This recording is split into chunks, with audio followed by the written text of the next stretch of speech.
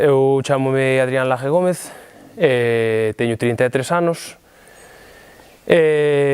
traballo, teño unha sociedade civil con miña nai, estamos en Irixoa, no Concello de Irixoa, na parroquia de Mántaras. Eu entrei, levo 14 anos xa, entrei no 2003, antes a explotación estaba a nome do meu pai, e desde aquela cambiou a titularidade e fixemos unha sociedade civil, polas ventaxas que ten, porque traballamos os dous codo con codo, temos agora mesmo debemos ter 46 animais, en produción 25, debemos estar en 200.000 toneladas ao ano, 200.000 kilos. É verdade que iso, como en xeral, no rural, pois, bastante despoboado, a xente maior vai morrendo, normal, e a xente nova quedamos moi pouca. De feito, eu son bastante diferencia ao gandeiro máis novo, o gandeiro e incluso na agricultura, non? Si que penso que é un problema gordo de cara xa ao futuro, incluso a medio plazo, porque non hai relevo, a xente nova que hai foise marchando, vaise marchando, incluso, algunha pode vivir, non ten o traballo cerca, pero moita tivo que emigrar porque non ten que buscar outros medios de vida para manterse ou para manter a súa familia. Socialmente, hoxe hai comunicacións, hai coche, pero sí que é verdade que moitos dos meus amigos da infancia e da escola que foron marchando, non hai un contacto regular porque, incluso no estranxeiro, meu irmán tamén está no estranxeiro, e teño amigos que ou que van, non están sempre, pero polo seu traballo teñen que pasar moitos meses ao ano no estranxeiro, e outras partes do Estado, si que non, é dicir, si socialmente tamén afecta moito, claro, non podes manter un contacto como sería normal se puidéramos vivir do medio, mas do noso traballo. Que as administracións que non se preocupan, para salir nos medios, damos axudas, damos subvencións, a PAC, imola bajar xa,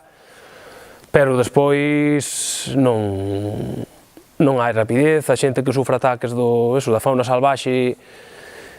ou nos cultivos, nos animais, non tarda moito tempo en cobrar, vexo que non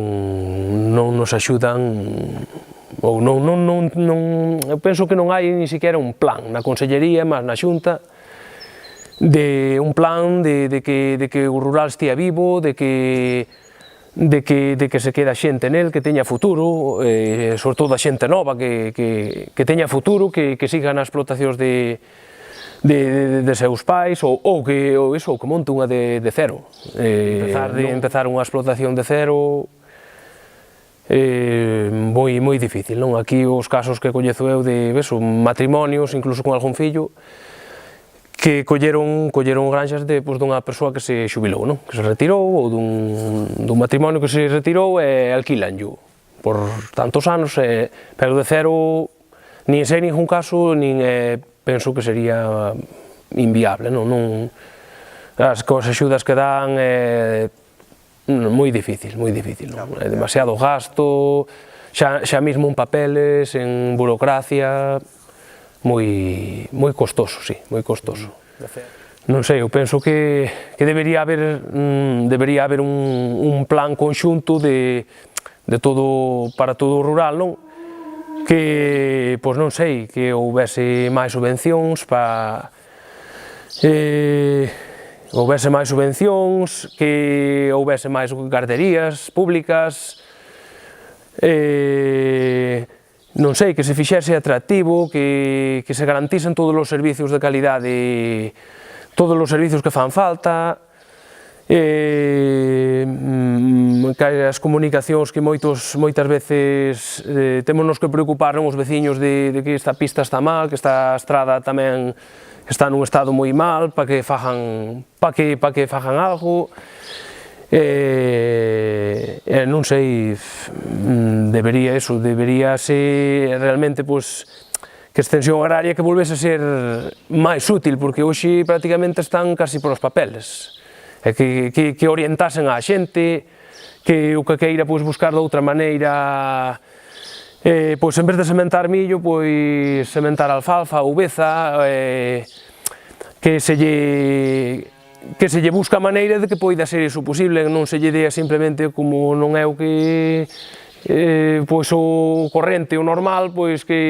iso non, que che digan, iso non pode ser, iso non tal, deixa iso, sigue con que se implicaran máis, non, realmente, non tanto papel, tanta inspección, que se implicaran cos gandeiros e cos agricultores